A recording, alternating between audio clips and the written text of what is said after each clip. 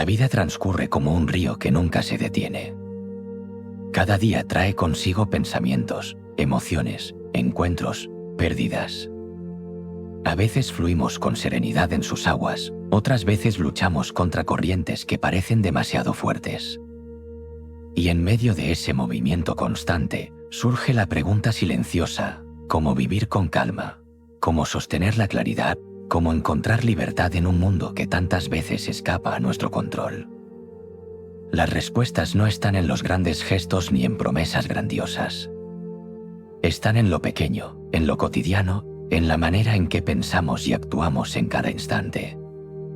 Están en el arte de observar con atención, en la disciplina de aceptar lo inevitable, en la ternura de tratarnos con paciencia.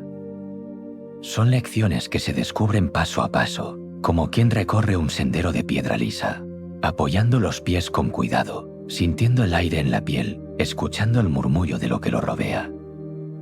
Epicteto, filósofo y maestro, supo ver que la verdadera libertad no depende de lo externo, sino de cómo lo recibimos dentro de nosotros.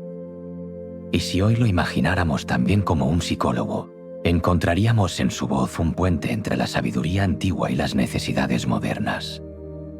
Sus enseñanzas resuenan no como reglas rígidas, sino como faros suaves que iluminan el camino sin imponerlo. Estas reflexiones que siguen no son recetas rápidas ni consignas vacías. Son semillas para cultivar en la mente y en el corazón. Algunas caerán en tierra fértil y crecerán pronto, otras quedarán en silencio hasta que llegue su momento. Pero todas apuntan a un mismo horizonte: vivir con serenidad en medio del cambio, con claridad en medio de la confusión, con dignidad en medio de la fragilidad. Escucha estas palabras sin prisa. Deja que fluyan como un río tranquilo, que se detengan en ti como el eco de un paisaje. No necesitas retenerlo todo, basta con abrir un espacio interior donde alguna imagen, alguna frase, algún pensamiento se quede contigo como compañía silenciosa. Y así, con calma, comienza este viaje de 20 lecciones que no buscan convencerte, sino recordarte lo que ya late en tu interior, que eres capaz de vivir con atención, con libertad, con propósito. Lección 1. El poder de la atención plena. Hay instantes en los que la mente se dispersa como el polvo llevado por el viento.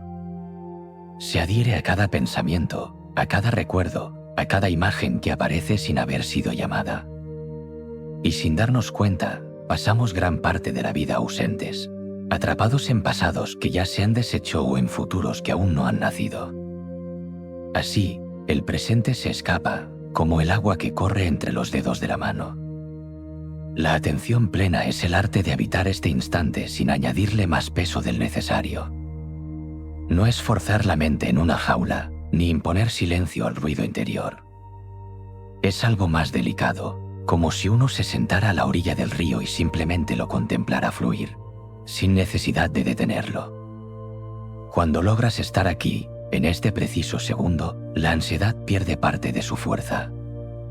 Pues la ansiedad siempre se alimenta de lo que no está, de lo que fue o de lo que podría ser. Aquí y ahora, pocas veces hay una amenaza real.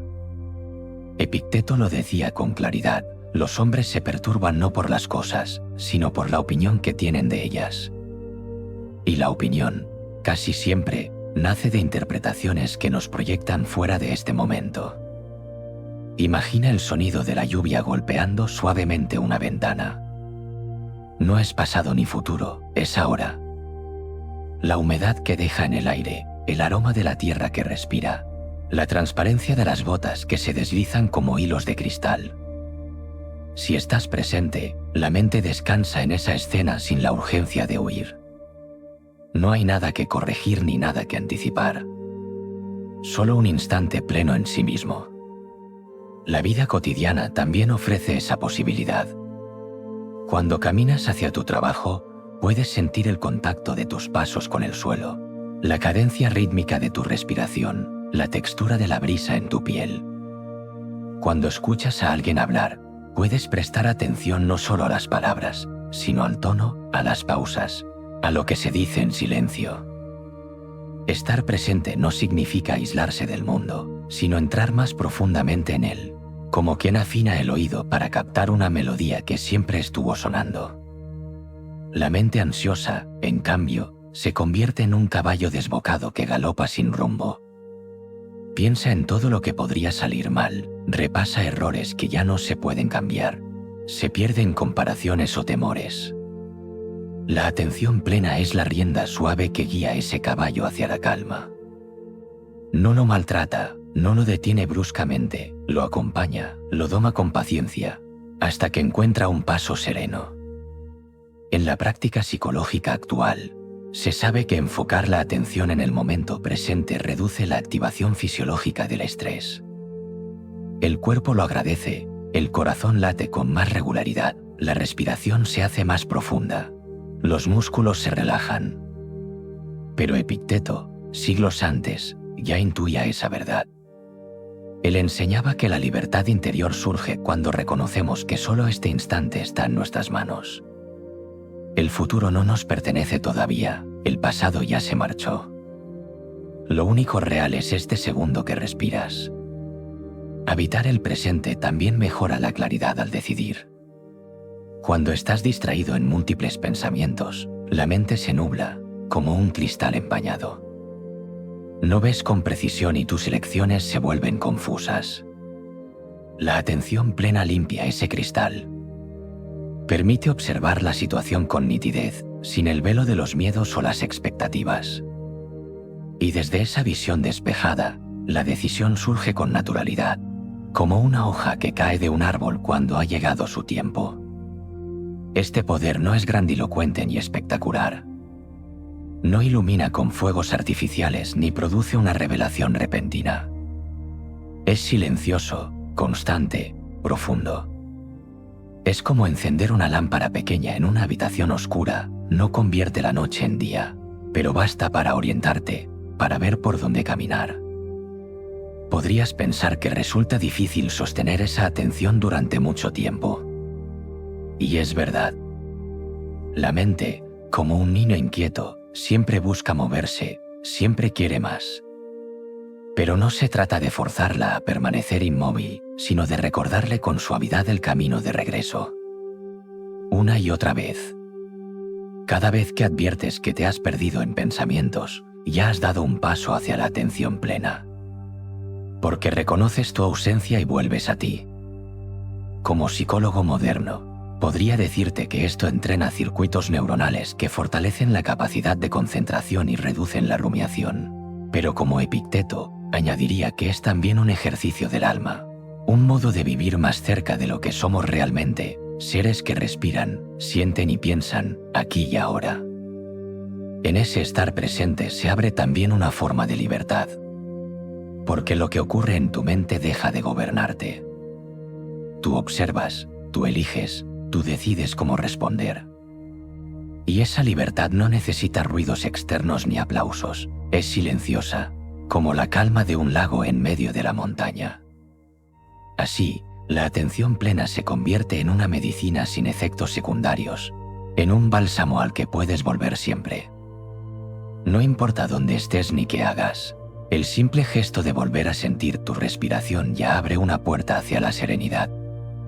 Y en esa puerta abierta comienza el verdadero viaje. Del mismo modo que la atención plena nos devuelve a lo esencial, también nos recuerda que no siempre controlamos lo que ocurre, pero sí nuestra respuesta. Esa diferencia entre lo externo y lo interno será el sendero que seguiremos en la próxima reflexión. Lección 2. La regla del 90 al 10.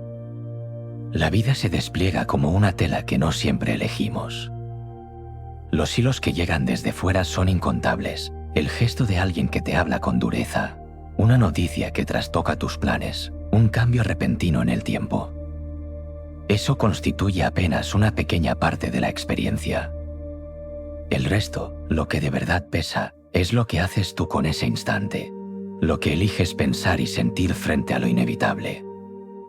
La regla es sencilla y a la vez profunda, solo un 10% de lo que te sucede depende de los hechos, el 90% restante depende de cómo respondes. Epicteto lo enseñaba una y otra vez, Lo externo no está en tus manos, pero la manera en que lo interpretas sí. Así, un mismo acontecimiento puede ser para alguien una carga insoportable y para otro un aprendizaje silencioso. No es la cosa misma la que hiere, sino la forma en que la alojamos en la mente. Imagina una taza de barro que se rompe al caer. El suceso en sí es breve, un instante, un objeto que ya no podrá usarse. Pero la reacción puede extenderse en múltiples caminos. Puedes dejar que el enojo se encienda como un incendio, puedes repetir mentalmente la escena una y otra vez, puedes incluso arrastrar la molestia durante horas. O puedes aceptar que el barro vuelve a ser tierra, que lo roto ya no se rehace y que lo único real es lo que haces ahora con ese hueco vacío. La regla del 90 y 10 no significa fingir que nada importa.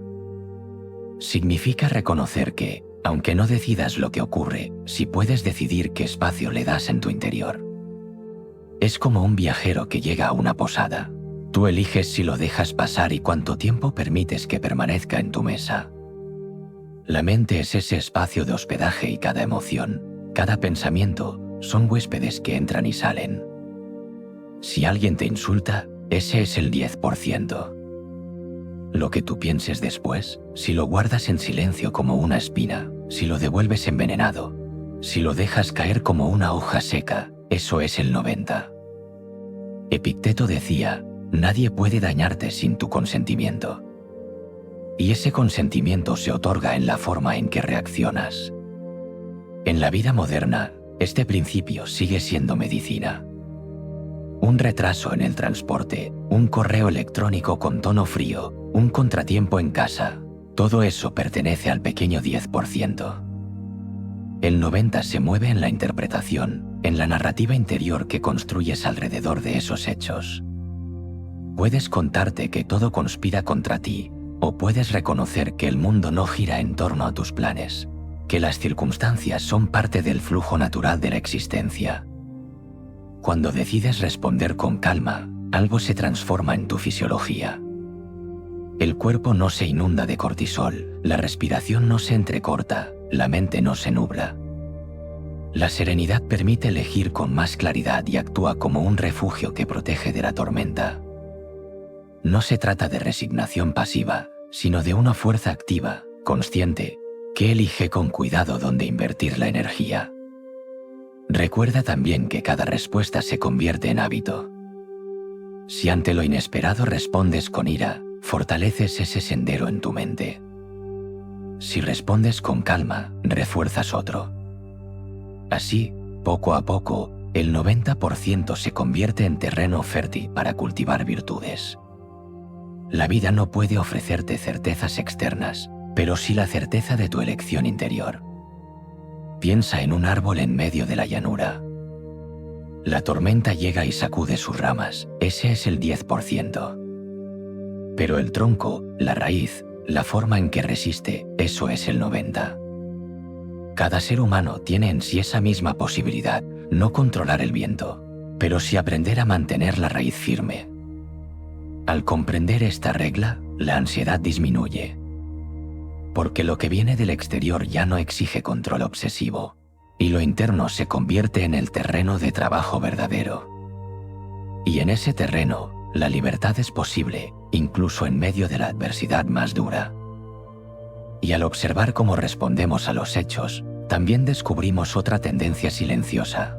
La mente parece inclinarse siempre hacia lo oscuro, hacia lo que falta o duele. Ese sesgo natural nos invita a explorar, en la próxima reflexión, cómo convivir con la sombra sin dejar que apague la luz. Lección 3. El sesgo de negatividad. La mente humana tiene una inclinación antigua, casi instintiva, hacia lo sombrío. Como si los ojos del alma se detuvieran con más facilidad en lo que falta, en lo que hiere, en lo que amenaza. Esa tendencia se conoce hoy como sesgo de negatividad. No es un error casual, durante milenios, notar el peligro antes que la calma fue lo que permitió sobrevivir. El ruido entre la hierba podía ser viento, pero si era una fiera y no lo advertías, la vida se extinguía. Por eso la atención se inclinó hacia lo negativo, para proteger la existencia. Sin embargo, lo que en su tiempo fue salvación, hoy se convierte con frecuencia en carga. Porque aunque ya no vivamos rodeados de fieras, seguimos viendo amenazas en cada palabra, en cada gesto, en cada recuerdo. Así, la mente guarda con mayor fuerza una crítica que 100 elogios. Recuerda un fracaso con más viveza que muchos logros. Revive con más intensidad el dolor de una pérdida que la alegría de un encuentro. Epicteto lo sabía sin darle un nombre técnico. Lo decía con sencillez: cuando alguien te hace daño, recuerda que es tu juicio el que te molesta, y no la acción misma. El daño queda en la memoria porque lo alimentamos con interpretaciones. Y al hacerlo, oscurecemos la balanza de la experiencia. Piensa en una tarde cualquiera. Has trabajado con diligencia, has cumplido con tus tareas, has compartido gestos de amabilidad. Pero basta con que alguien te mire con desdén, con que un comentario te roce como un cuchillo, para que toda la jornada quede teñida por esa sombra. Ese es el sesgo de negatividad en acción, da más peso a una espina que a un jardín entero. La atención plena que explorábamos antes es un antídoto, pero hace falta algo más, un entrenamiento deliberado para equilibrar la balanza. No se trata de negar lo oscuro, sino de darle el lugar justo. La mente moderna habla de cultivar gratitud, pero Epicteto habría dicho simplemente que no entregues tu alma a lo que no depende de ti. La crítica ajena, la mala fortuna, incluso la enfermedad, no son tuyos en esencia. Lo tuyo es cómo las recibes, qué historia eliges contarte en medio de ellas. Imagina un cuenco de agua clara. Si arrojas en él una sola gota de tinta, la vista se fijará de inmediato en la mancha oscura, aunque todo lo demás siga siendo transparente. Así funciona la percepción, una pequeña sombra parece ocuparlo todo. Pero si decides remover el agua, si decides añadir más claridad, la mancha pierde fuerza, se diluye, deja de ser el centro. Lo mismo ocurre con la mente, si entrenas la mirada en los gestos de bondad, en la belleza sencilla de lo cotidiano, en las pequeñas victorias que suelen pasar desapercibidas, el sesgo de negatividad se suaviza. En la práctica psicológica se sabe que recordar conscientemente lo positivo fortalece las conexiones neuronales que equilibran la tendencia a lo oscuro. Pero Epicteto lo expresaría de otro modo: cada vez que eliges mirar lo bueno, refuerzas tu libertad interior. Porque ya no eres un esclavo de la inclinación natural de la mente, sino un guía que la conduce con serenidad.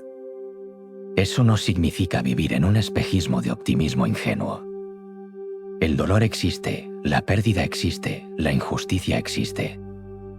Pero también existen la risa de un niño, el calor de la luz sobre la piel, el aroma del pan recién hecho, la paz de un silencio compartido. El sesgo de negatividad no desaparece, pero puedes elegir no darle el mando absoluto. Cada vez que recuerdas un error, prueba también a recordar un aprendizaje que nació de él. Cada vez que pienses en alguien que te hirió, recuerda también a quien te sostuvo. Cada vez que el miedo te pinte el futuro en tonos oscuros, detente en lo que ahora mismo funciona, aunque sea algo tan simple como el aire que entra en tus pulmones. De esta forma, la mente deja de ser un terreno en el que crecen solo cardos y espinas, y se convierte en un jardín más diverso, con sombras y con luz, con espacio para la fragilidad y también para la esperanza. Y cuando empiezas a reconocer la luz entre las sombras, aparece de manera natural otro gesto interior, el agradecimiento. Ese mirar con calma lo que ya tienes abre la puerta a la siguiente reflexión, donde la gratitud se convierte en un camino hacia la serenidad. Lección 4. El efecto de la gratitud. La vida se ofrece en fragmentos pequeños, casi imperceptibles, como migas de pan en el sendero. Sin embargo, la mente suele pasar de largo, buscando lo que falta, lo que aún no llega, lo que se escapa. La gratitud es el gesto de detenerse y mirar con atención esos fragmentos, hasta descubrir que en ellos se encuentra una abundancia que antes parecía oculta. Epicteto hablaba con claridad sobre este hábito del alma: no busques que las cosas sucedan como deseas, Desea que sucedan como suceden y serás feliz. En esas palabras se esconde la semilla de la gratitud. No se trata de forzar una sonrisa en medio de la adversidad, sino de aceptar con serenidad lo que es y descubrir en ello un motivo de aprecio. Imagina que al despertar sientes el contacto de las sábanas tibias, el aire fresco que entra por la ventana, el rumor lejano de la ciudad que comienza a moverse. Nada extraordinario, nada que se escriba en los libros.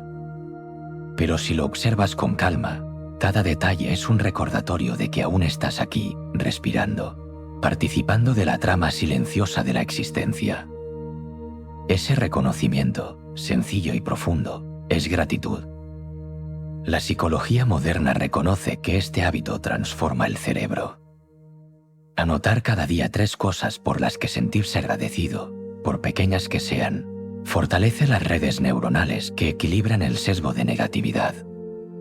Pero Epicteto lo habría dicho sin tecnicismos: la gratitud es el arte de aligerar el alma, de no cargar con el peso de lo que falta, de celebrar lo que ya está presente.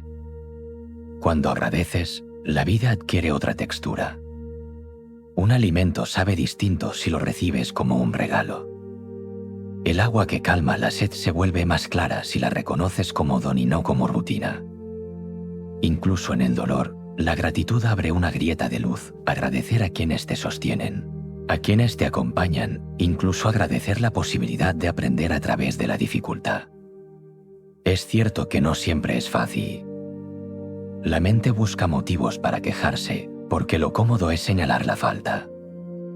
Pero la gratitud no exige que la vida sea perfecta, exige, más bien, que abras los ojos a lo que ya existe.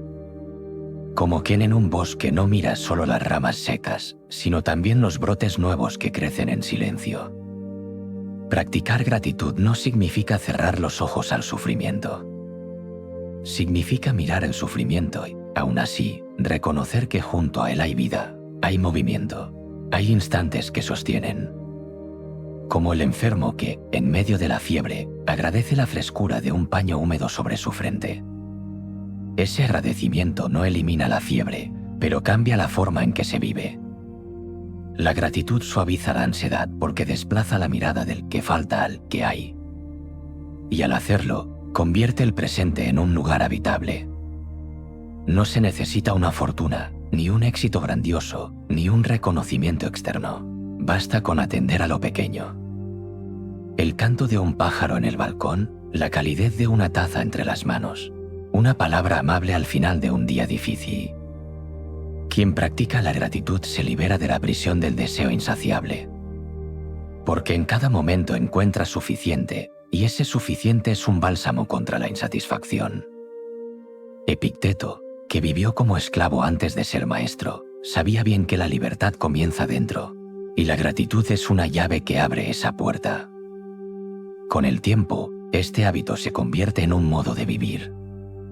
Ya no necesitas recordarte a la fuerza que agradezcas. Tu mirada se acostumbra a descubrir lo valioso en lo cotidiano. Y ese descubrimiento, repetido una y otra vez, transforma el carácter.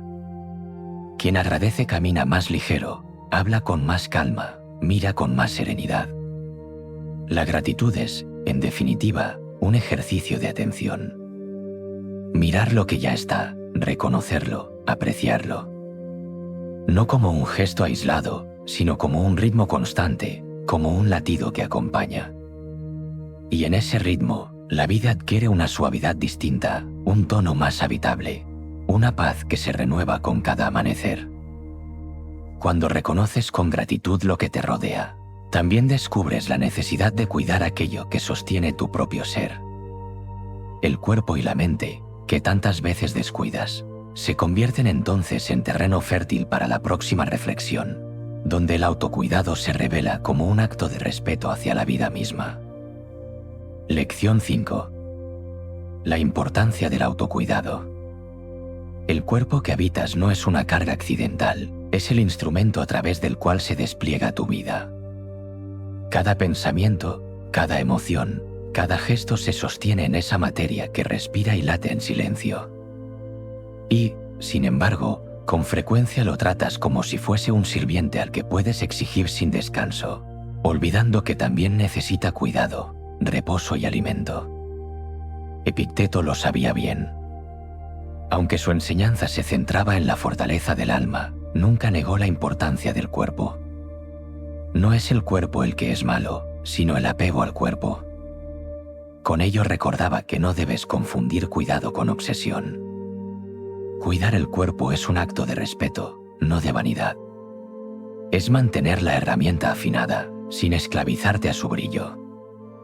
Piensa en un viajero que cruza largas distancias con un caballo. Si lo sobrecarga y nunca lo alimenta, el animal cae agotado antes de llegar al destino. Si lo cuida con esmero, el camino se vuelve más seguro y duradero. Tu cuerpo es ese caballo, tu compañero silencioso. Sin él, ninguna meta puede alcanzarse. El autocuidado no se reduce a la apariencia. Es descanso profundo cuando el cuerpo lo pide. Es alimento que nutre sin exceso ni carencia. Es movimiento suave que mantiene las articulaciones vivas, los músculos flexibles, la sangre en su curso. Y también es silencio, un espacio en el que la mente deja de correr y se reencuentra con el sosiego. La psicología moderna confirma lo que la sabiduría antigua intuía. La falta de autocuidado abre la puerta al desgaste emocional, a la ansiedad, a la tristeza que se acumula sin nombre. Un cuerpo cansado arrastra el ánimo hacia abajo y una mente agotada vuelve pesado al cuerpo. El círculo se repite si no lo interrumpes con un gesto consciente de cuidado. Imagina la diferencia entre una lámpara que recibe aceite fresco y otra que arde con el mismo combustible gastado. La primera ilumina con claridad constante, la segunda parpadea, amenaza con apagarse en cualquier momento. El autocuidado es ese aceite fresco que mantiene tu vida encendida con firmeza. Pero este gesto exige equilibrio. Porque cuidarse no es entregarse al exceso ni buscar placer inmediato. Epicteto lo recordaría, la disciplina también es cuidado. Comer con medida, descansar sin caer en la pereza, ejercitar el cuerpo sin convertirlo en ídolo. La armonía nace en el punto medio, en la capacidad de escuchar lo que realmente necesitas y no lo que los impulsos reclaman. El autocuidado incluye también la mente. Permitirle pausas, nutrirla con lecturas que la eleven, apartarla de la contaminación del ruido constante. Una mente saturada se agita como un estanque removido, incapaz de reflejar nada con claridad. Darle calma, darle espacio, es tan esencial como alimentar el cuerpo. Y hay, además, un cuidado más profundo, el del alma, lo que Epicteto llamaba tu verdadera posesión. Cuando te hablas con dureza, cuando te juzgas sin compasión, tu interior se marchita. Practicar la amabilidad contigo mismo es también un acto de cuidado. No significa indulgencia ciega, sino comprensión serena, reconocer tu fragilidad sin despreciarla, acompañar tu esfuerzo sin exigir perfección. Quien descuida el autocuidado pronto se convierte en esclavo de la fatiga. Quien lo cultiva, en cambio, descubre una fuente de serenidad que se renueva cada día. El cuidado no es lujo, es necesidad. Y es también un acto de gratitud hacia la vida, porque al cuidar el instrumento que te sostiene, honras la oportunidad de estar aquí, de seguir respirando, de seguir caminando. Así, el autocuidado se convierte en una forma silenciosa de disciplina. No es exhibición ni búsqueda de aprobación, es un diálogo íntimo contigo mismo, un pacto de respeto con tu cuerpo y tu mente. Y en ese pacto florece la verdadera libertad, la de vivir con energía, con calma y con dignidad. Cuando reconoces lo que depende de ti en el cuidado de tu cuerpo y tu mente, surge con claridad la frontera entre lo que está en tus manos y lo que no. Esa frontera nos conduce a la siguiente reflexión, donde aprenderemos a distinguir el espacio de influencia que sí podemos habitar en serenidad. Lección 6. El círculo de influencia. La mente se desgasta cuando se extiende más allá de sus límites naturales. Como un río que abandona su cauce y se desborda sobre la tierra, pierde fuerza y claridad. Así ocurre cuando intentas controlar lo que no depende de ti, las decisiones de los demás, los caprichos del clima, los giros de la fortuna, incluso los pensamientos que habitan en otras cabezas. Epicteto lo resumía con palabras que se han hecho eternas: algunas cosas dependen de nosotros y otras no. En esa frontera sencilla se esconde una de las claves más profundas de la serenidad. Todo lo que depende de ti cabe dentro de un círculo reducido: tus juicios, tus deseos, tus rechazos, la forma en que eliges responder. Todo lo demás está fuera, y preocuparse por ello es como empujar el viento con las manos. Imagina ese círculo como un espacio interior. Dentro de él, tu voluntad tiene peso. Puedes cuidar tu cuerpo, tus palabras, tus actos, tus pensamientos. Fuera de él, los acontecimientos siguen su curso sin pedir tu permiso. Un amigo puede alejarse, la economía puede cambiar, el tiempo puede tornarse adverso. Ninguno de esos hechos obedece a tu mando. Y sin embargo, gran parte de la ansiedad moderna nace de confundir esos espacios. Se invierte energía en intentar controlar lo externo y se descuida lo interno. Se pretende que otros actúen como esperamos, que el destino se acomode a nuestros planes, que la vida se curve al compás de nuestros deseos. Y al no lograrlo, surge la frustración. Practicar el círculo de influencia es un ejercicio de libertad. Significa dejar de entregar tu paz a lo que no puedes gobernar. No es indiferencia fría, sino claridad serena, reconocer que no todo es tuyo, que gran parte de la existencia pertenece al flujo común de la naturaleza, y que lo único que puedes poseer con certeza es tu propia actitud. La psicología moderna lo expresa como locus de control, aprender a diferenciar entre lo interno y lo externo. Pero Epicteto iría más allá. No se trata solo de identificar, sino de cultivar con disciplina el terreno interior. Si dejas crecer maleza en tu círculo, ¿de qué sirve quejarte del desorden del mundo? Empieza por lo que sí está en tus manos: ordenar tu juicio, cuidar tus palabras, elegir con qué emociones alimentar tu día. Imagina una lámpara encendida en la oscuridad. No puede iluminar toda la noche, pero sí la habitación en la que se encuentra. Esa es tu influencia, pequeña en extensión, poderosa en intensidad. Si todos encendieran su lámpara, la noche se llenaría de luces. Pero incluso si otros no lo hacen, tu lámpara sigue siendo tuya y en ella puedes confiar. El círculo de influencia te protege del agotamiento. Porque en lugar de luchar contra lo inmutable, concentras tus fuerzas en lo que sí puede transformarse. Y esa concentración da frutos. La mente se serena, el cuerpo se aligera, las decisiones se vuelven más firmes. Ya no eres esclavo del caos externo, sino guardián de tu espacio interior. No significa que ignores lo que ocurre fuera. Puedes participar en el mundo, amar a los tuyos, trabajar por causas nobles. Pero siempre recordando que los resultados finales no te pertenecen. Tu deber es actuar con rectitud, lo demás es asunto del destino. Como un arquero que dispara con cuidado, la puntería depende de él, pero el viento y el blanco no. Quien aprende esta distinción descubre un alivio profundo. Porque la vida deja de ser una batalla contra lo imposible y se convierte en un ejercicio de sabiduría práctica. El círculo de influencia no es limitación, es liberación. Es saber que no tienes que cargar con el universo entero, solo con tu propia alma. Y al centrarte en lo que realmente depende de ti, aparece con claridad otra trampa habitual de la mente, la de medir tu vida en comparación con la de los demás. Esa ilusión, que roba calma y siembra insatisfacción, será el terreno de la próxima reflexión. Lección 7. El sesgo de comparación social. La mirada humana rara vez se conforma con ver lo que posee. Tiende a girarse hacia los lados, buscando en el jardín del vecino lo que parece más verde, más abundante, más brillante. Así nace la comparación, una inclinación que, cuando se vuelve hábito, envenena el alma con la idea de que nunca es suficiente. Epicteto lo advirtió con firmeza: si quieres avanzar, Acepta que otros te juzguen ignorante en muchas cosas.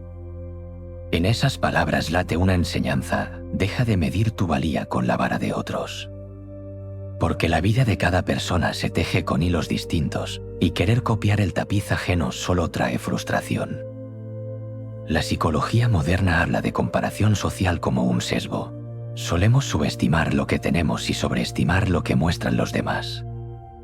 En un mundo donde la apariencia se multiplica en imágenes y pantallas, esta trampa se vuelve aún más sutil. Ves los triunfos de otros, pero rara vez sus batallas ocultas. Ves las sonrisas compartidas, pero no las lágrimas privadas. Y entonces tu vida, con sus sombras visibles, parece menos valiosa que la luz filtrada de los demás. Imagina caminar por un mercado lleno de frutas. Algunas son dulces, otras amargas, unas más grandes, otras más pequeñas. Si te detienes solo a mirar las canastas ajenas, nunca saborearás las que ya están en tus manos. La comparación roba el presente, lo seca como un fruto que se deja al sol demasiado tiempo. El sesgo de comparación social alimenta la ansiedad porque desplaza tu atención de tu círculo de influencia hacia lo que nunca podrás controlar, la vida de otros. Y en esa distracción, pierdes energía que podrías dedicar a crecer en lo tuyo, a cultivar lo que depende de ti.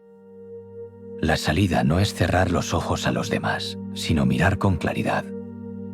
Reconocer que cada camino es distinto, que la fortuna reparte cartas diferentes, pero que el juego verdadero está en cómo eliges jugarlas. Epicteto lo diría con sencillez: no puedes elegir la mano que recibes, pero sí cómo juegas cada carta. En la práctica diaria, esto significa celebrar los logros ajenos sin que se conviertan en una condena para ti. Significa recordar que tus pasos tienen un ritmo propio, que tu vida no es copia de ninguna otra. Y significa también mirar hacia atrás con calma, ver cuánto has avanzado desde el punto de partida, en lugar de medir siempre cuánto te falta respecto al camino de otro. Imagina un sendero en la montaña.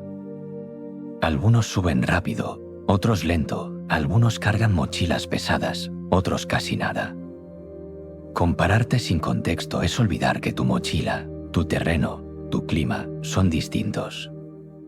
La sabiduría está en aceptar tu ritmo, en ajustar tu paso a tus fuerzas, en disfrutar del paisaje que solo tú puedes ver desde tu posición. Cuando sueltas la comparación, la vida recupera su color auténtico. Ya no importa si tu jardín es más pequeño que el del vecino, importa si lo riegas, si lo cuidas, si florece en su tiempo. La calma llega cuando reconoces que lo que tienes es suficiente y que lo único que de verdad debes cultivar es la fidelidad a ti mismo. Y cuando dejamos de medirnos con el espejo ajeno, descubrimos la fuerza que sí tienen las miradas de los demás, las expectativas que proyectan sobre nosotros. Esa influencia, capaz de elevar o encadenar, será el corazón de la próxima reflexión. Lección 8. El efecto Pigmalión. La vida se moldea también con los ojos de quienes nos rodean. Las expectativas de los demás caen sobre nosotros como un velo sutil, a veces ligero, a veces pesado. Cuando alguien cree en ti, ese reflejo puede despertarte fuerzas ocultas. Cuando alguien te menosprecia, la sombra de su juicio puede debilitar tu ánimo, como si un peso invisible se adhiriera a tus hombros. Este fenómeno hoy recibe un nombre: efecto Pigmalión. La idea de que las expectativas ajenas influyen en nuestro rendimiento, como si el alma respondiera al calor o al frío de la mirada exterior. Epicteto lo habría explicado de otro modo, pero no era ajeno a esta verdad. Lo que perturba a los hombres no son las cosas, sino los juicios sobre las cosas. Y entre esos juicios, los que otros proyectan sobre nosotros tienen una fuerza singular, sobre todo cuando los dejamos entrar sin vigilancia. Imagina a un niño que escucha durante años que es torpe, que no llegará lejos, que siempre se equivoca. Sus actos, poco a poco, comienzan a reflejar esa narrativa. No porque sea cierto en esencia, sino porque ha aprendido a mirarse con los ojos de quienes lo desvalorizan. Ahora imagina al mismo niño recibiendo confianza, palabras de apoyo, gestos de fe. Su andar cambia, su voz se afirma, su horizonte se amplía.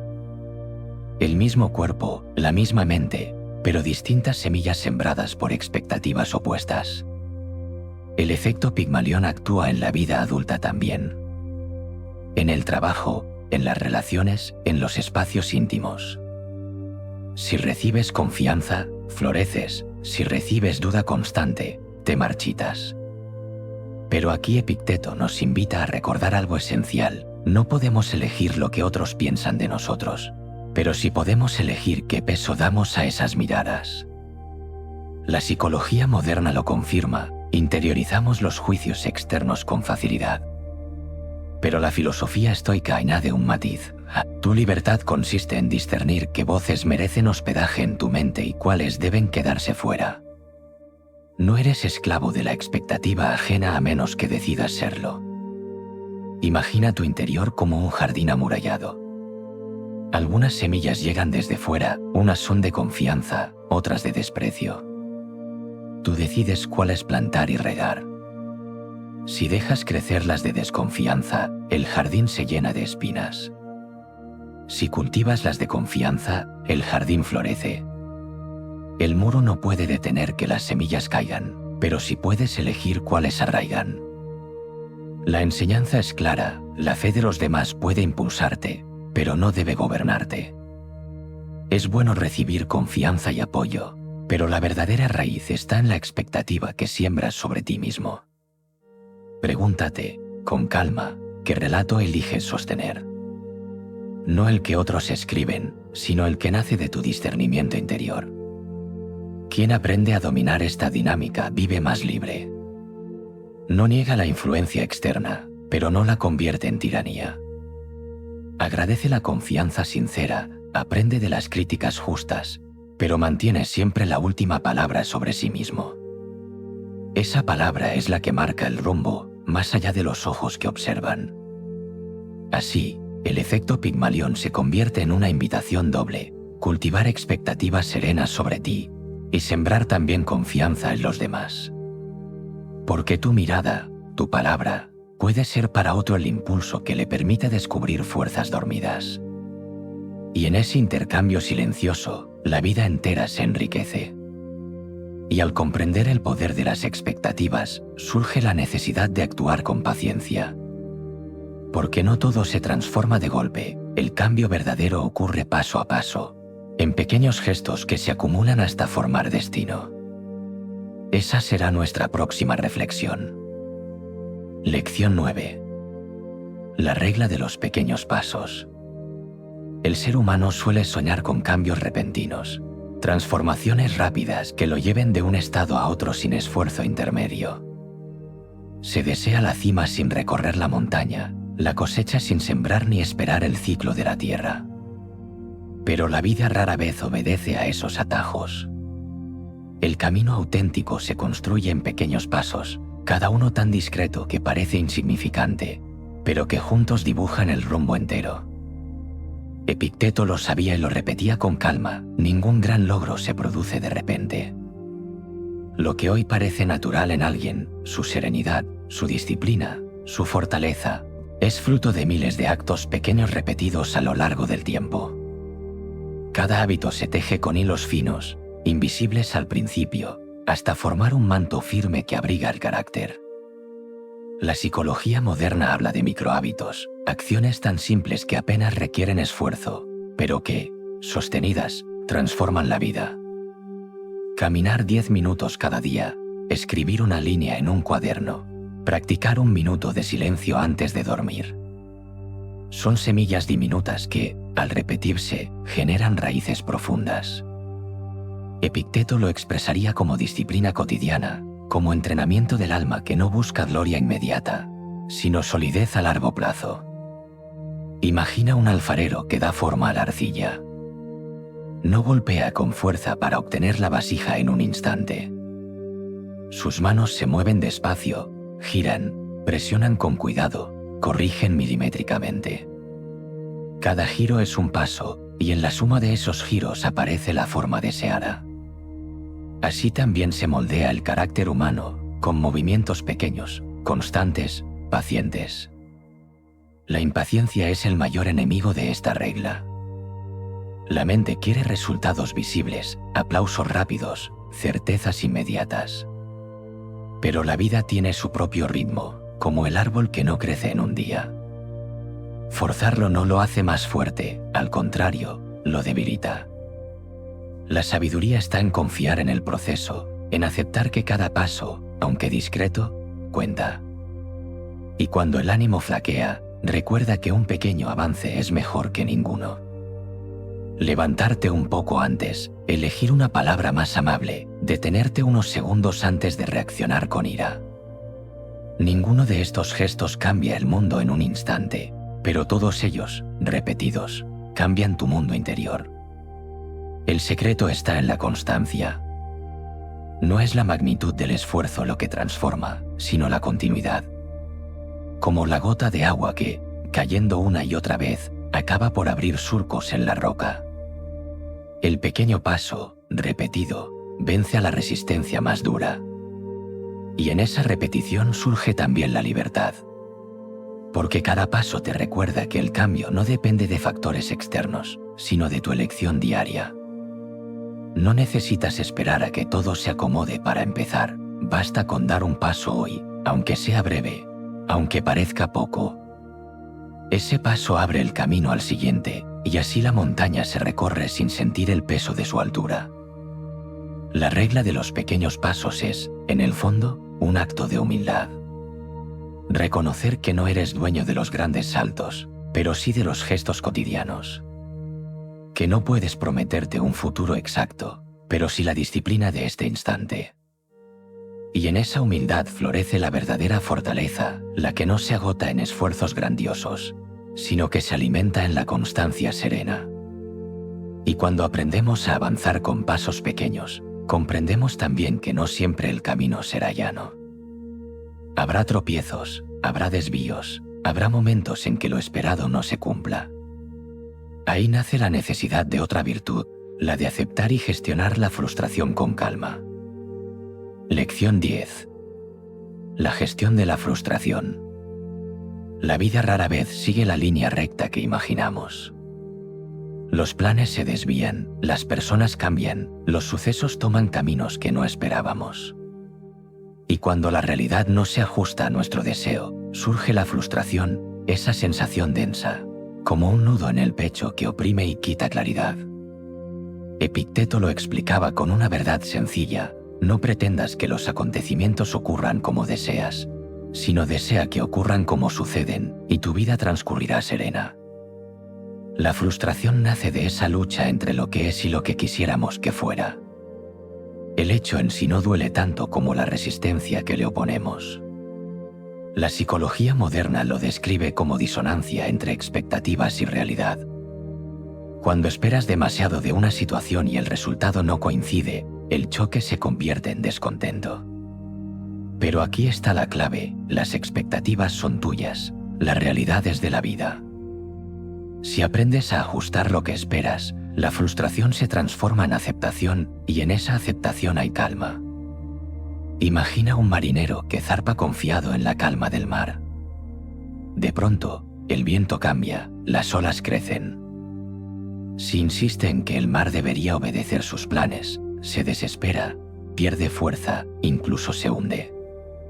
Pero si acepta que no puede mandar sobre el viento y aprende a ajustar sus velas, la travesía continúa. No controla la tormenta, pero controla su rumbo. Esa es la esencia de gestionar la frustración: aceptar lo que no depende de ti y actuar con serenidad sobre lo que sí. El problema no está en desear, sino en confundir el deseo con obligación. Puedes aspirar a un resultado, pero si lo conviertes en condición absoluta, cualquier desviación te hiere.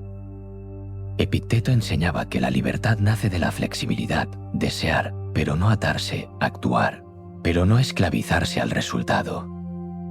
En lo cotidiano, la frustración aparece en gestos simples: el tráfico que retrasa, la palabra que no llega, el proyecto que se demora. Cada vez que algo no sucede como planeabas, tienes dos opciones: luchar contra lo inevitable o aceptar con calma y adaptarte. Lo primero desgasta, lo segundo fortalece.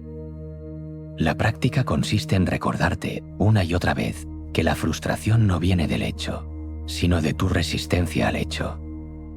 Como un puño cerrado que duele por la tensión que ejerce, no por lo que sostiene dentro. Abrir la mano, soltar, es la forma de liberar ese peso. Gestionar la frustración no significa resignarse a la pasividad. Significa transformar la energía de la queja en acción posible. Si el camino está cerrado, busca otro sendero. Si el tiempo no coopera, ajusta tus ritmos. Si alguien no responde como esperabas, decide cómo responderás tú sin perder tu centro. Esa es la fuerza que la frustración, bien conducida, puede revelar: creatividad, resiliencia, paciencia. Con el tiempo, aprendes a ver cada contratiempo como parte del entrenamiento del alma. No como un castigo, sino como un maestro silencioso que te invita a crecer en aceptación. Cada vez que gestionas la frustración con calma, fortaleces tu libertad interior. Y la libertad interior es, en el fondo, la verdadera victoria. Y cuando aprendes a convivir con la frustración, descubres también que la voz más poderosa no siempre es la del mundo exterior, sino la que murmura dentro de ti. Ese lenguaje interno, capaz de sostenerte o de hundirte, será la próxima reflexión. Lección 11. El impacto del lenguaje interno. La voz que más escuchas no es la de los demás, ni siquiera la del mundo que te rodea. La voz que te acompaña sin descanso es la tuya. Esa corriente silenciosa de pensamientos, comentarios, juicios y relatos que nunca se detiene. El lenguaje interno es como un río subterráneo, no siempre lo percibes con claridad, pero alimenta cada decisión, cada emoción, cada gesto de tu vida. Epicteto lo sabía bien, aunque lo dijera con otras palabras: lo que importa no es lo que te sucede, sino cómo lo interpretas. Y la interpretación nace precisamente de esa voz interior. Si tu lenguaje interno es hostil, el mundo se vuelve hostil. Si tu lenguaje es paciente, el mundo adquiere otro color. No porque la realidad cambie, sino porque cambia el modo en que la recibes. Imagina a dos viajeros bajo la lluvia. Ambos sienten las mismas gotas frías en la piel, el mismo suelo embarrado bajo los pies. Pero uno piensa: «¡Qué día tan miserable! Todo me sale mal». El otro murmura: «El agua limpia la tierra, me acompaña en el camino». El hecho es idéntico, la experiencia es completamente distinta. La diferencia está en el lenguaje interno que interpreta. El impacto de esa voz va más allá de un momento concreto. La forma en que te hablas moldea tu carácter con el tiempo. Si te repites cada día que no eres suficiente, esa idea se convierte en raíz que condiciona tus actos. Si en cambio aprendes a decirte con serenidad que puedes intentarlo, que tienes valor incluso en la fragilidad, esa raíz sostiene con firmeza. La psicología moderna lo llama diálogo interno, Epicteto lo habría llamado cuidado del juicio. Piensa en tu interior como una casa en la que siempre resuena una voz.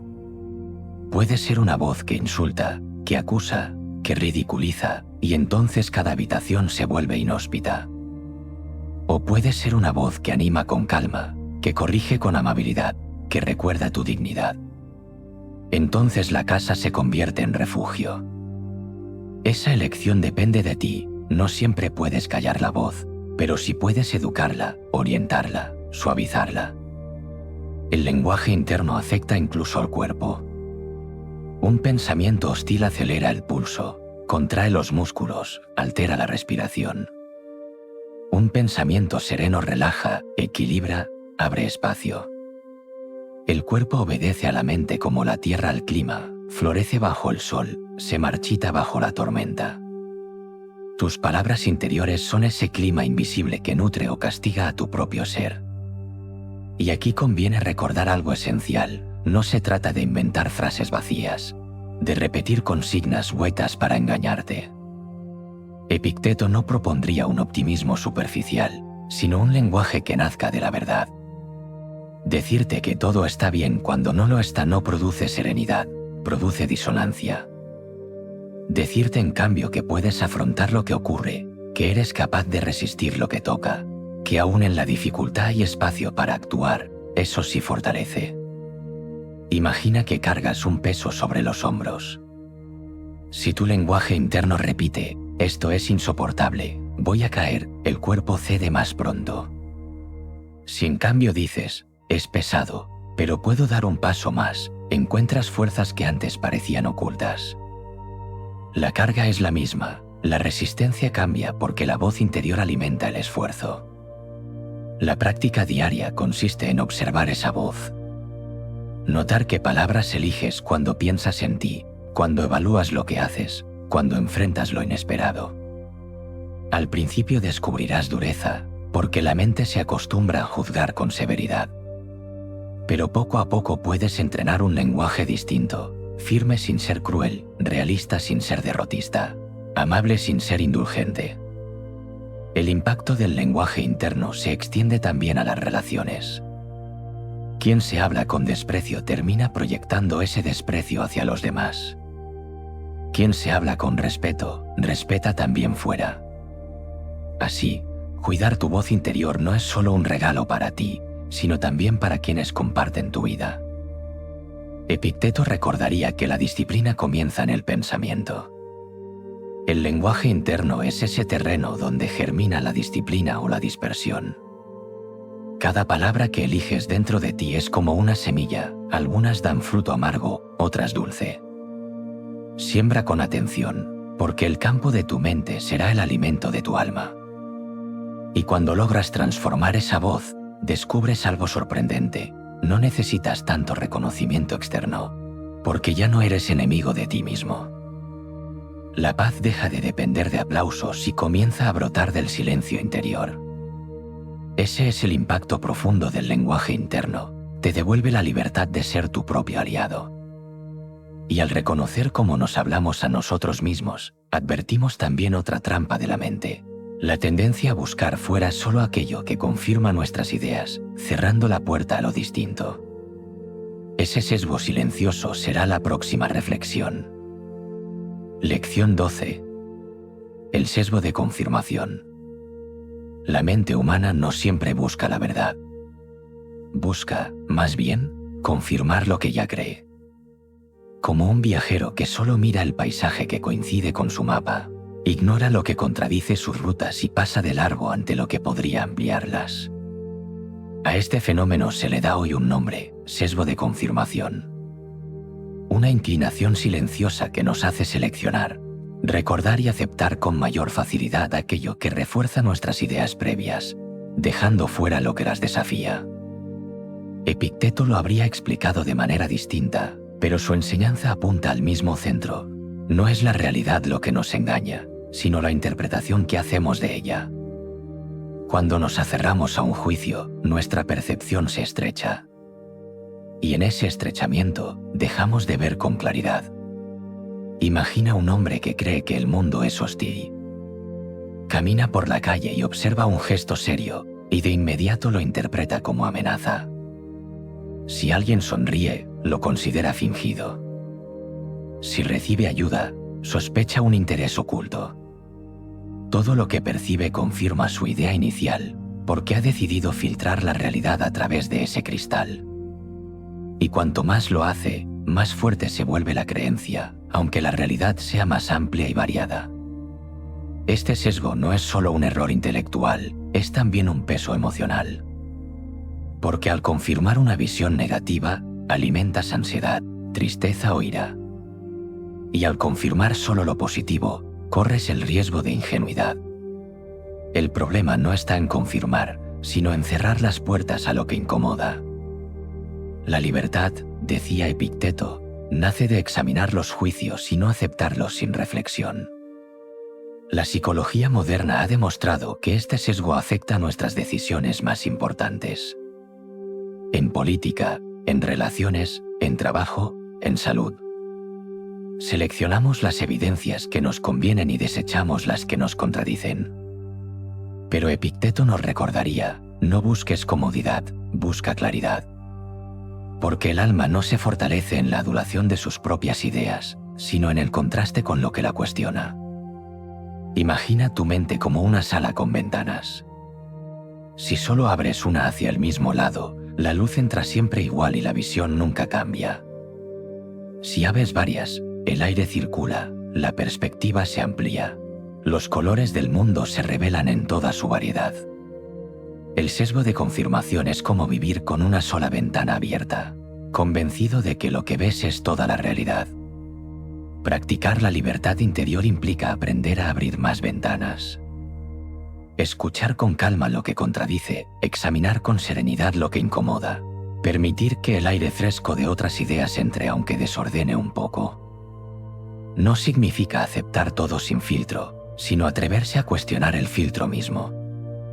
El sesgo de confirmación se alimenta del miedo, miedo a equivocarse, miedo a perder seguridad, miedo a reconocer que no se sabe. Pero Epicteto nos enseñaba que admitir ignorancia es un paso hacia la sabiduría. Porque quien reconoce que no lo sabe todo, se abre a aprender. Y quien se abre a aprender, vive más libre. En lo cotidiano, esto significa observarte cuando buscas información. ¿Eliges solo lo que encaja con lo que ya piensas? ¿Descartas de inmediato lo que desafía tus creencias? Significa también escucharte cuando hablas con otros. ¿De verdad atiendes a sus razones o esperas solo confirmar las tuyas? Este ejercicio de vigilancia interior es un entrenamiento constante, como un guardián que vigila la puerta de la mente para que no entre solo lo que halaga. El sesgo de confirmación puede parecer un detalle menor, pero sus consecuencias son profundas. Puede encerrar a una persona en prejuicios, a una comunidad en errores colectivos, a un individuo en una visión limitada de sí mismo.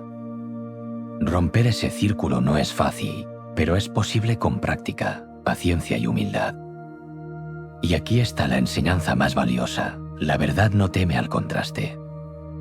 Si lo que piensas es sólido, resistirá el examen.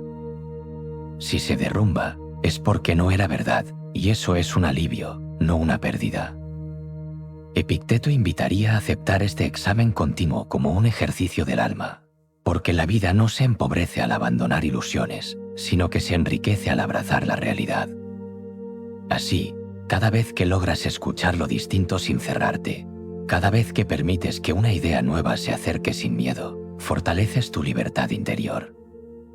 Porque ya no eres esclavo de tus juicios, sino dueño de tu discernimiento.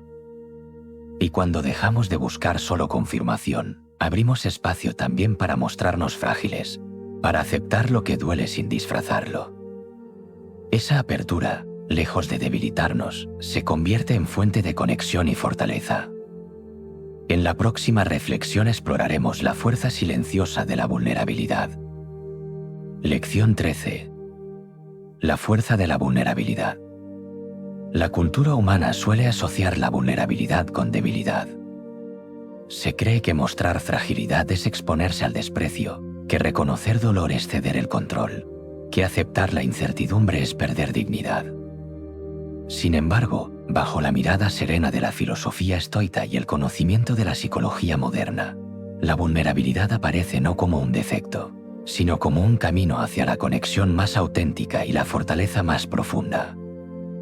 Epicteto lo expresaría con su claridad habitual: no es lo que soportas lo que te derrota, sino la idea de que no deberías soportarlo. En esas palabras late un reconocimiento de la fragilidad. La vida trae dolor, pérdida, incertidumbre. Fingir lo contrario no nos hace fuertes. Aceptar esa realidad y afrontarla con calma, sí.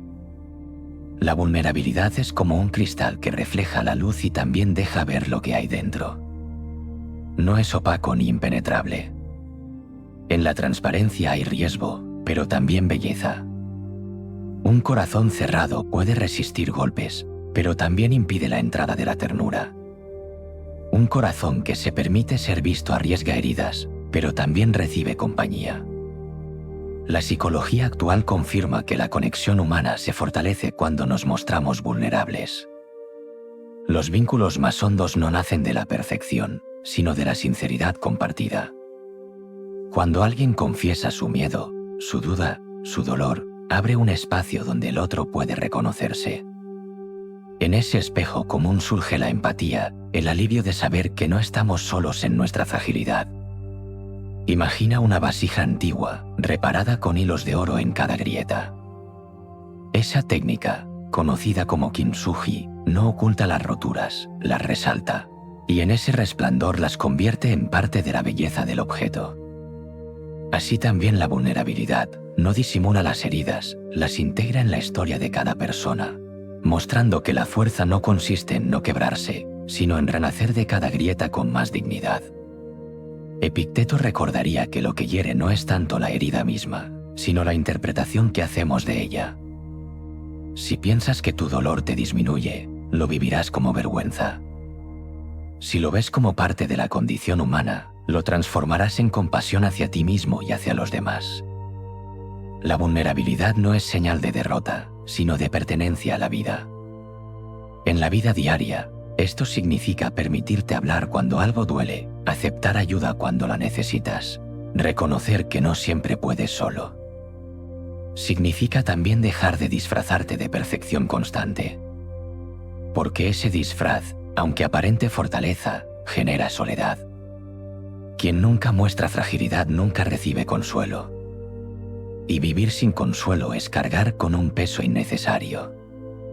La vulnerabilidad también es coraje.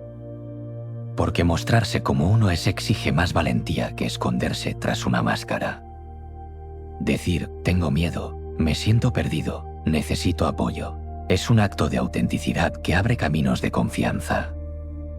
No todos sabrán responder con ternura, pero quienes lo hagan serán aliados verdaderos. Y esos valen más que 1000 compañías superficiales. El riesgo de ser vulnerables es real, algunos aprovecharán la fragilidad para herir. Pero la alternativa, el encierro absoluto, es más costosa. Porque al blindar el alma contra el daño, la blindas también contra la alegría. Es como una fortaleza sin puertas, protege del enemigo, pero también impide la entrada de los amigos. La sabiduría consiste en abrir las puertas con discernimiento, no en sellarlas para siempre. La vulnerabilidad, vista así, no se opone a la fortaleza, sino que la completa. Una fortaleza rígida se quiebra bajo presión. Una fortaleza flexible, que reconoce sus límites, resiste más porque se adapta. Al aceptar la fragilidad como parte de tu ser, te conviertes en más resistente, no en menos. Así, la vulnerabilidad se convierte en un puente hacia la empatía, hacia la confianza, hacia la autenticidad. No significa rendirse, sino mostrarse humano. Y en esa humanidad compartida se encuentra una fuerza que ninguna máscara puede dar. Y al reconocer la fuerza de mostrarnos frágiles, comprendemos también que no todo poder se mide en acción constante.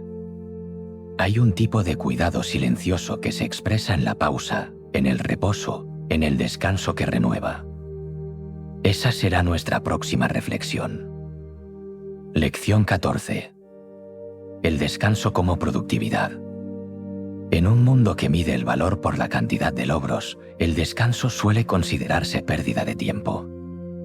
La sociedad alaba el movimiento constante, la ocupación sin pausa, la acumulación de tareas. Pero la naturaleza enseña otro ritmo, el del ciclo, la alternancia, el equilibrio entre esfuerzo y reposo. Ignorar esa ley es como pretender que una lámpara arda sin aceite, que un campo de frutos sin tregua, que un cuerpo respire sin pausa. Epicteto lo habría recordado con serenidad: no somos dueños de un cuerpo de hierro, sino de una materia frágil que exige cuidado. La fatiga no es señal de debilidad moral, es aviso de la naturaleza. Y atender a ese aviso no es rendirse, es obedecer a la razón que habita en lo más profundo del orden universal. La psicología moderna habla del descanso como recuperación. El cerebro, lejos de estar inactivo cuando dormimos o reposamos, reorganiza, consolida, limpia. Lo mismo el cuerpo, regenera músculos, ajusta hormonas, equilibra fuerzas.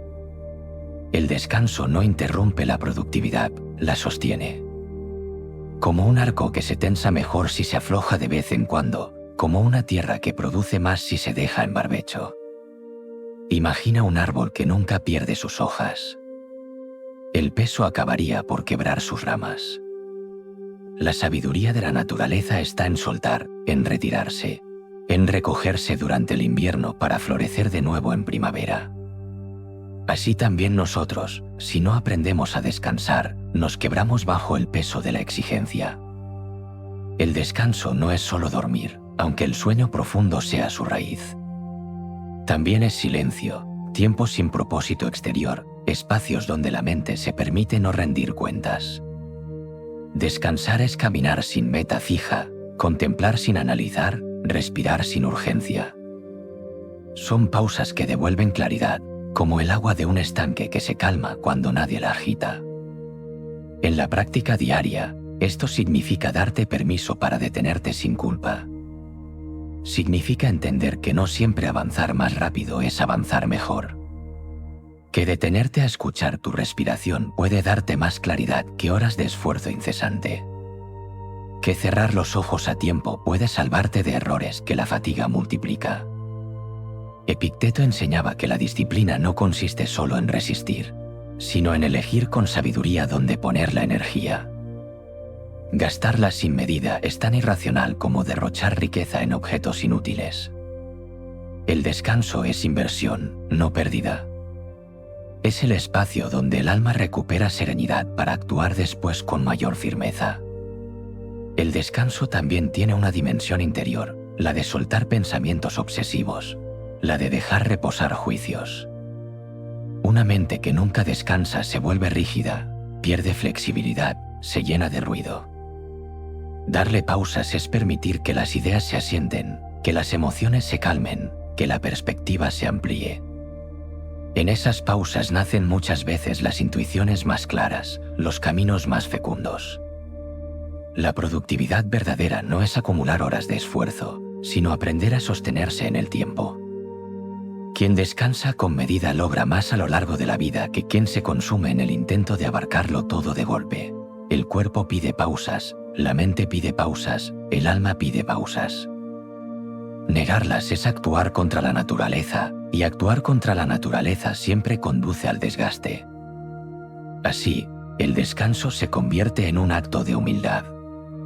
Reconocer que no eres inagotable, que necesitas tregua, que tu valor no depende de estar siempre activo. Y en esa humildad florece la verdadera fortaleza, la capacidad de sostener el camino largo con serenidad. Y al aceptar que el descanso es parte del movimiento, también aprendemos a tratar con paciencia nuestro propio proceso. No todo se logra en un instante, no todo está ya alcanzado. La palabra todavía nos invita a vivir con calma la distancia que separa el presente del futuro. Lección 15. El poder del todavía. Hay palabras que cargan con un peso sutil, palabras que cambian el modo en que miramos nuestra vida. Una de ellas es todavía. Un término pequeño, pero lleno de esperanza silenciosa. Porque donde el juicio diría no puedo, el todavía añade una pausa, abre un horizonte, suaviza la condena. Epicteto lo expresaría de otra forma, pero su enseñanza coincide. Ningún hombre es libre si no es dueño de sí mismo. Y ser dueño de uno mismo significa también no quedar preso de los juicios definitivos que la mente se repite. Cuando dices no soy capaz, entregas tu libertad. Cuando dices no soy capaz todavía, reclamas el derecho a seguir aprendiendo. La psicología moderna lo llama mentalidad de crecimiento, la idea de que nuestras habilidades no son fijas, sino que pueden desarrollarse con práctica y paciencia. Pero Epicteto lo veía en términos de disciplina del alma. No naces sabio, te haces sabio a través del ejercicio constante. No eres virtuoso de golpe, lo construyes en cada acto. El todavía es la palabra que acompaña ese camino. Imagina a un aprendiz de música que intenta tocar un instrumento. Sus dedos se equivocan, sus notas desafinan, su oído se confunde. Si dice no sirvo, abandona y nunca sabrá lo que pudo lograr. Si dice no sé todavía, transforma el error en etapa, no en sentencia. Ese todavía es un puente que lo conecta con el futuro, que convierte la falta actual en posibilidad. El todavía también protege del perfeccionismo, porque recuerda que la vida no exige resultados inmediatos. El crecimiento es un proceso, no un salto. Cada intento fallido, cada paso lento, cada repetición torpe son parte del aprendizaje. Sin el todavía, la mente se cierra en frustración. Con él, se abre en paciencia. Epicteto enseñaba que la virtud se cultiva como un atleta entrena su cuerpo. Ningún cuerpo se fortalece en un día, ninguna mente se libera en un instante. Requiere constancia, repetición, humildad. Y en cada momento en que te sorprendas fallando, la palabra todavía se convierte en recordatorio de que el camino sigue abierto. En lo cotidiano, esto significa decir, no sé gestionar esta emoción todavía. No sé hablar con calma en medio del conflicto todavía. No tengo la disciplina que deseo todavía. Cada vez que añades esa palabra, dejas espacio para el progreso. Dejas de encerrarte en un juicio final y te abres a la posibilidad de cambio. El poder del todavía es también un bálsamo contra la desesperanza. Porque cuando la mente cree que algo es definitivo, que no hay salida, que ya está todo perdido, aparece la parálisis. Pero cuando recuerdas que lo definitivo rara vez existe, que todo está en movimiento, surge la esperanza tranquila. La semilla aún puede germinar, el invierno aún puede abrirse en primavera, el alma aún puede fortalecerse con la práctica. El todavía no promete éxito seguro. Promete, más bien, tiempo y oportunidad. Y eso basta para mantener viva la disciplina. Porque mientras exista un todavía, existe también la posibilidad de levantarse una vez más. Así, cada vez que sientas que te falta algo, recuerda, no es un muro, es un camino. El todavía es la llave que abre la puerta del futuro. Y en esa puerta, la libertad interior se expande con paciencia. Y cuando aprendemos a tratarnos con paciencia, reconociendo que estamos en proceso, vemos también cómo nuestro estado interior se extiende hacia afuera. Las emociones no se quedan en nosotros, viajan, se transmiten, influyen en quienes nos rodean. Esa corriente invisible será la próxima reflexión. Lección 16. El contagio emocional. Las emociones no son islas solitarias. Son corrientes que se expanden, ondas que se transmiten de un ser a otro como el eco de una vibración en el aire. Lo que sientes no termina en ti, se desliza hacia los demás, los toca, los influye, los cambia. Y lo que otros sienten también llega hasta ti, a veces sin que lo adviertas. Epicteto lo intuyó con claridad al hablar de la convivencia. Si te rodeas de quienes se lamentan, aprenderás a lamentarte. Si te rodeas de quienes se esfuerzan, aprenderás a esforzarte. En esas palabras se encierra el principio del contagio emocional. Somos permeables, nos afectamos mutuamente. El ánimo se propaga con la misma facilidad que el fuego en la hierba seca. La psicología moderna confirma este fenómeno, las emociones son contagiosas. Un gesto de enfado altera el tono de toda una sala. Una sonrisa sincera suaviza el ambiente. La calma de alguien sereno puede tranquilizar incluso a los más agitados. Y del mismo modo, la ansiedad de uno puede multiplicarse en los cuerpos de muchos. Imagina un estanque tranquilo. Si lanzas una piedra, las ondas se extienden en círculos cada vez más amplios. Así ocurre con una emoción, un pensamiento genera un estado. Ese estado se traduce en tono de voz, en gesto, en postura, y de ahí pasa a quienes comparten tu espacio. No puedes impedir que esas ondas se extiendan, pero sí puedes decidir qué piedras lanzas en tu estanque interior. El contagio emocional nos recuerda una responsabilidad silenciosa. Lo que cultivamos dentro de nosotros no afecta solo a nuestra vida, sino también a la de los demás. Si alimentas la ira, la expandes. Si cultivas la calma, la compartes.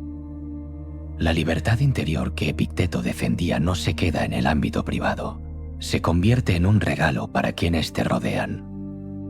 En la vida cotidiana, esto significa prestar atención a tu estado antes de entrar en contacto con otros. Si llegas cargado de tensión, la transmitirás. Si llegas en calma, la calma se contagiará. No se trata de fingir, sino de cultivar con disciplina un interior sereno para que lo que compartes no sea veneno, sino alivio.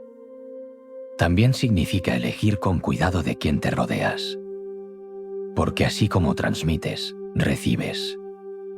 Estar demasiado cerca de quien siempre se queja puede arrastrarte al lamento. Estar con alguien que confía puede inspirarte a confiar. La comunidad humana es un tejido donde cada hilo tiñe a los otros. Escoge con prudencia los colores que permites entrar en tu vida. El contagio emocional no exige palabras. Basta una mirada, un silencio, una presencia. ¿Has sentido alguna vez cómo alguien tranquilo cambia la atmósfera de una habitación? ¿Has sentido también cómo alguien crispado hace que todos se tensen? Esas corrientes invisibles están siempre en juego y aprender a reconocerlas es parte de la sabiduría. Epicteto insistiría en la vigilancia interior. Porque no siempre puedes elegir las emociones que llegan, pero sí puedes decidir qué hacer con ellas antes de que se propaguen. Si recibes ira, puedes devolverla multiplicada o puedes dejar que se disuelva en tu serenidad.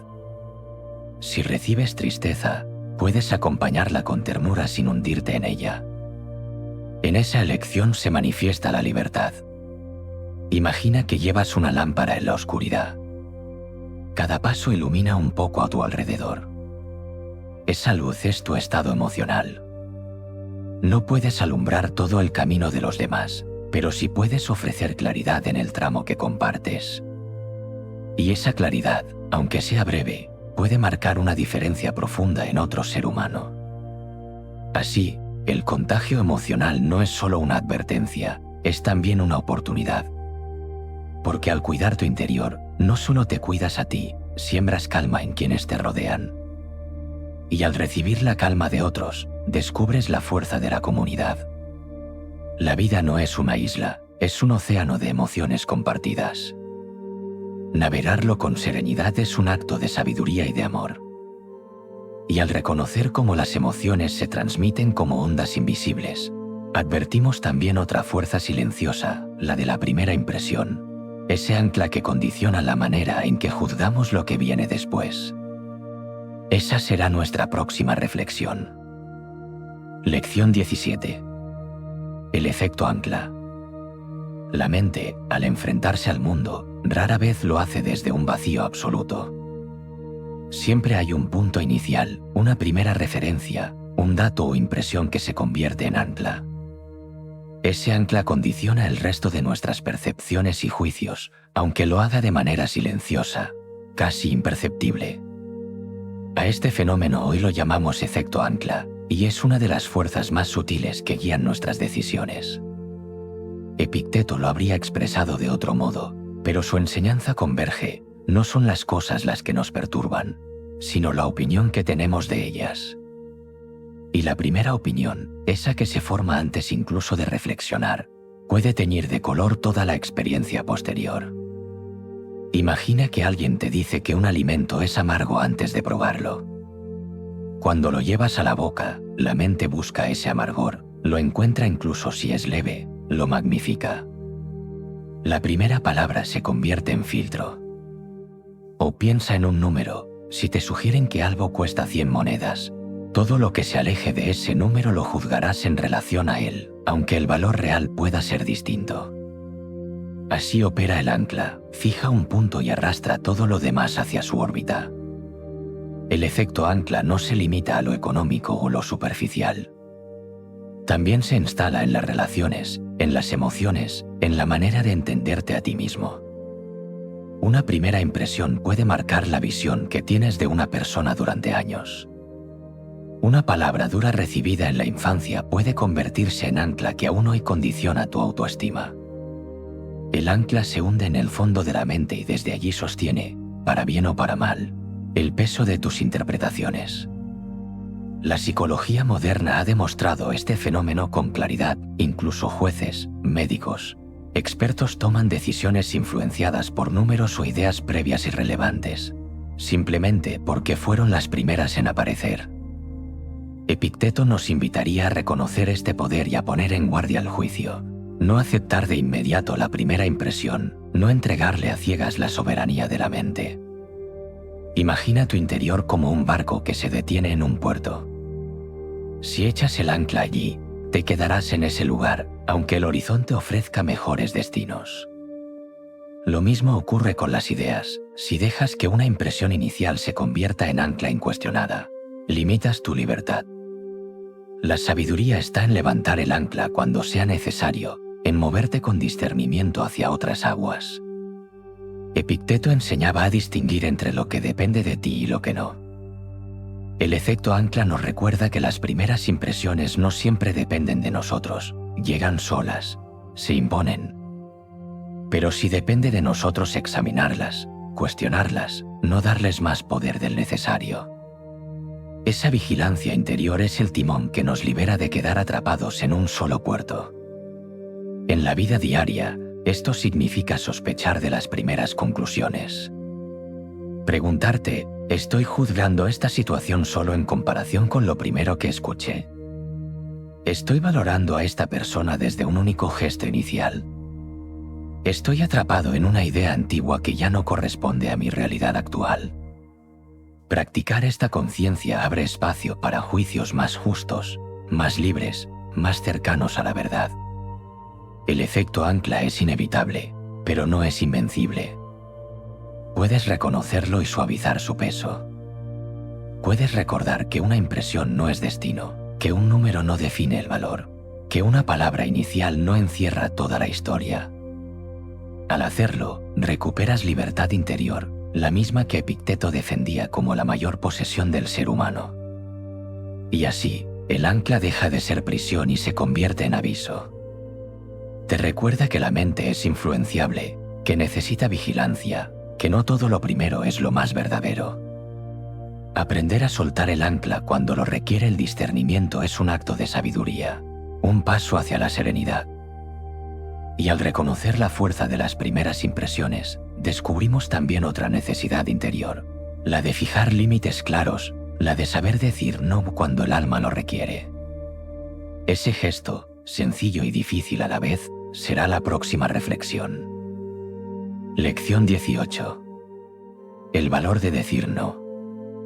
La vida está llena de invitaciones, demandas, compromisos que llaman a tu puerta. Algunas traen consigo alegría, otras peso innecesario. Muchas veces el alma dice en silencio que no, pero los labios responden que sí.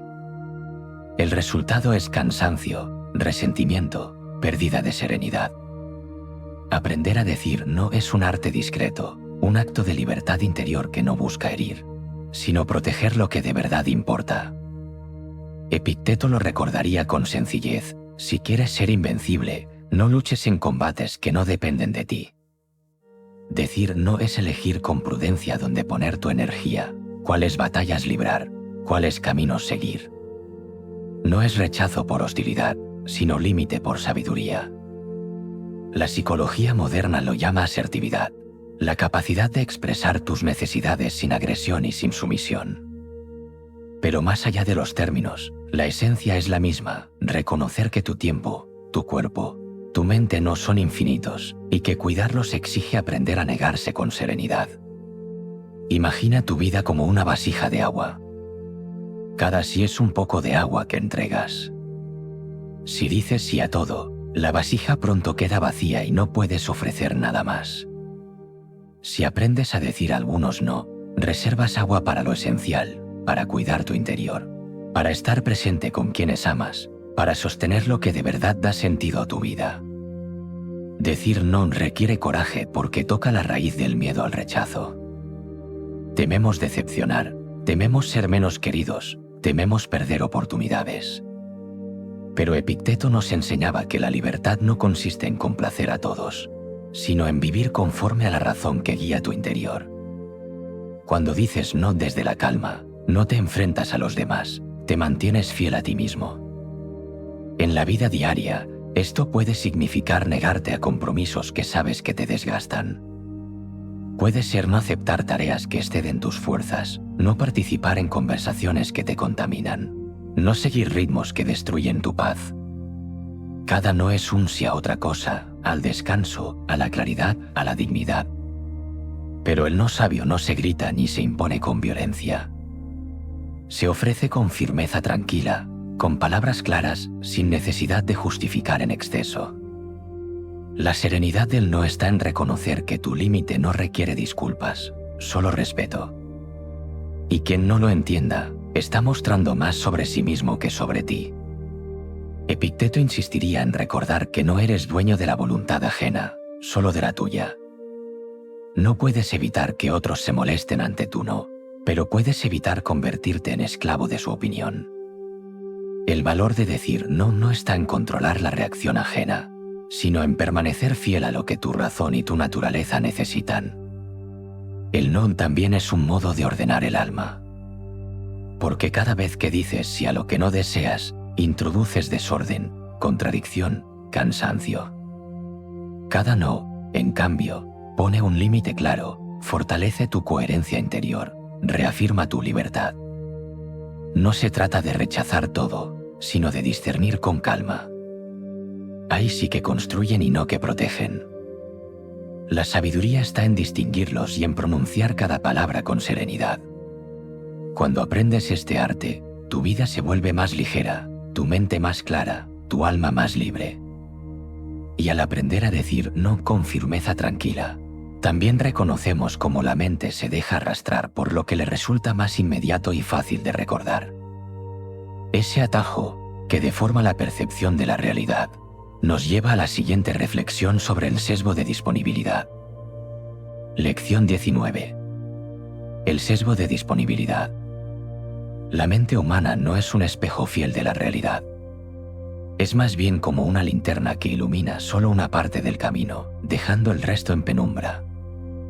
Lo que más brilla en esa luz son los recuerdos recientes, las imágenes más vívidas, los sucesos que nos impactaron con mayor fuerza. A este fenómeno, la psicología lo llama sesgo de disponibilidad, la tendencia a juzgar la frecuencia o la probabilidad de algo según lo fácil que nos resulta recordarlo. Epicteto lo habría dicho de otra manera, pero su enseñanza apunta a lo mismo: no es lo que te ocurre, sino lo que piensas acerca de ello, lo que determina tu destino. Y si lo que piensas está sesgado por recuerdos intensos o inmediatos, tu juicio se distorsiona, tu serenidad se tambalea. Imagina que escuchas una noticia de un accidente aéreo. La imagen se queda grabada con fuerza, los restos, los testimonios, el dramatismo. Días después, al tomar un avión, la mente te susurra que el peligro es inminente. Sin embargo, la realidad es que volar sigue siendo más seguro que muchos trayectos en coche. La impresión disponible en tu memoria se impone sobre los datos objetivos. Esa es la trampa del sesgo. En lo cotidiano ocurre de formas más sutiles. Si alguien cercano te falla una vez, ese recuerdo reciente puede pesar más que muchos otros gestos de lealtad. Si un proyecto termina mal, esa experiencia fresca puede nublar el valor de otros logros. La mente da más importancia a lo que recuerda con facilidad y así crea un mapa incompleto del mundo. La psicología moderna demuestra cómo este sesgo guía nuestras decisiones sin que lo notemos. Juzgamos riesgos, personas, incluso a nosotros mismos, en función de recuerdos accesibles, no de la realidad completa. Pero Epicteto nos recordaría que la disciplina del alma consiste en examinar los juicios antes de aceptarlos. Preguntarnos si lo que pensamos refleja la verdad o solo la sombra de una impresión reciente. Imagina tu memoria como una biblioteca. Algunos libros están siempre en la mesa, abiertos, a la vista. Otros, aunque igual de valiosos, descansan en estantes más altos, cubiertos de polvo. El sesgo de disponibilidad consiste en leer siempre los mismos libros porque son los más fáciles de alcanzar. La sabiduría consiste en recordar que la biblioteca es más amplia, y qué vale la pena buscar en los estantes olvidados antes de concluir.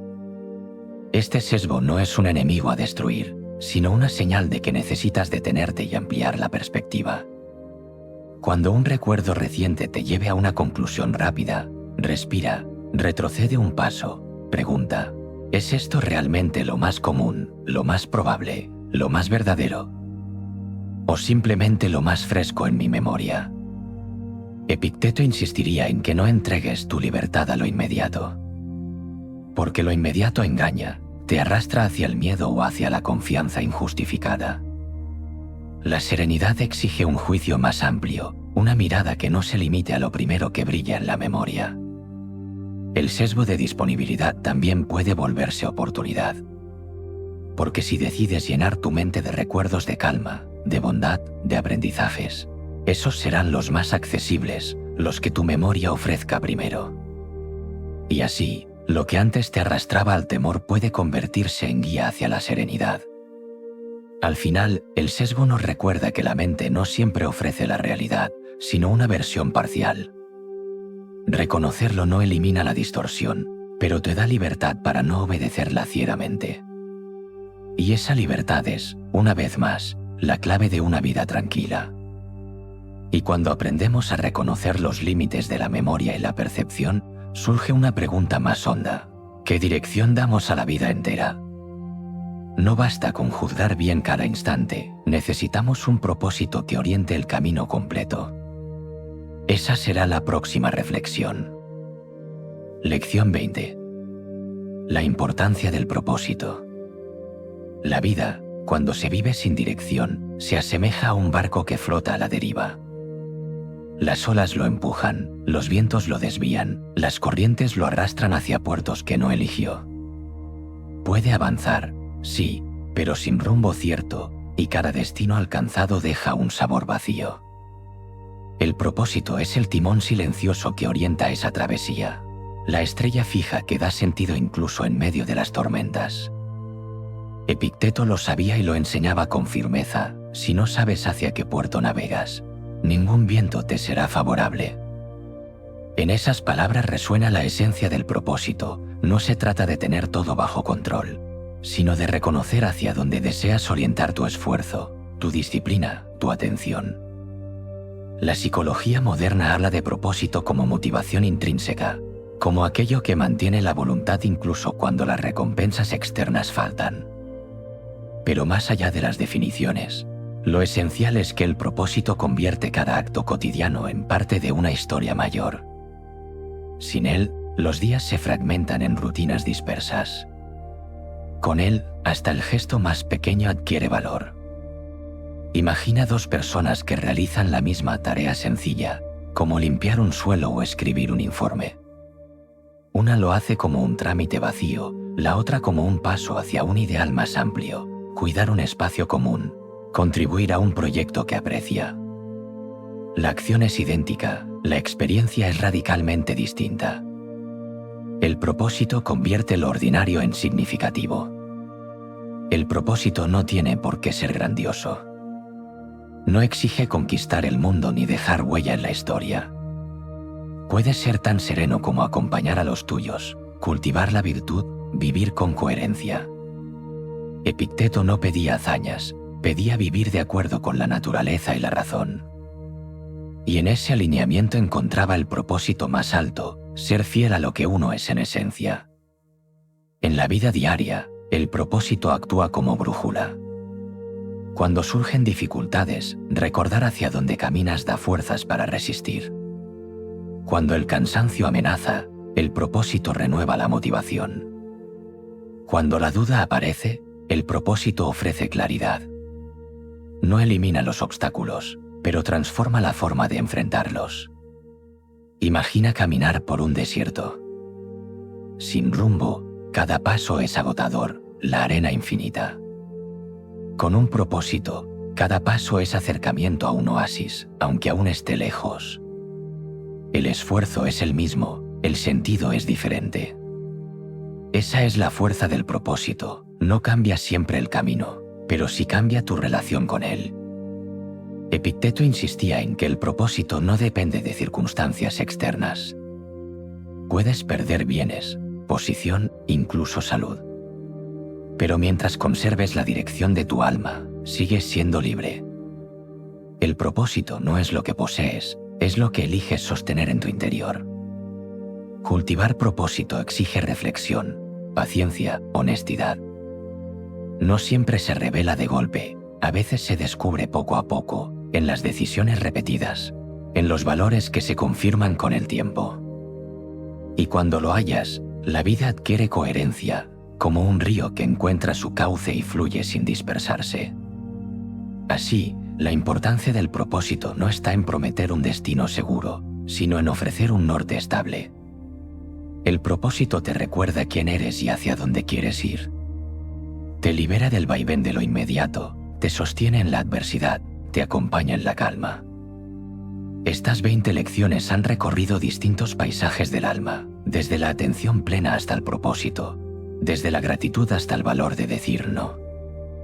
Todas ellas, bajo la mirada serena de Epicteto, apuntan a una misma verdad. La libertad interior se cultiva en cada instante, en cada palabra, en cada elección. Si estas reflexiones han sembrado algo valioso en ti, deja que esa semilla se expanda. Suscribirte, apoyar con un gesto, compartir un comentario silencioso son pequeñas formas de mantener vivo este espacio de calma y sabiduría. Como todo en la vida, cada gesto suma, cada eco multiplica. Y ahora, con serenidad, deja que estas palabras reposen en ti como agua tranquila en un cuenco. El resto seguirá fluyendo, paso a paso, como siempre lo ha hecho.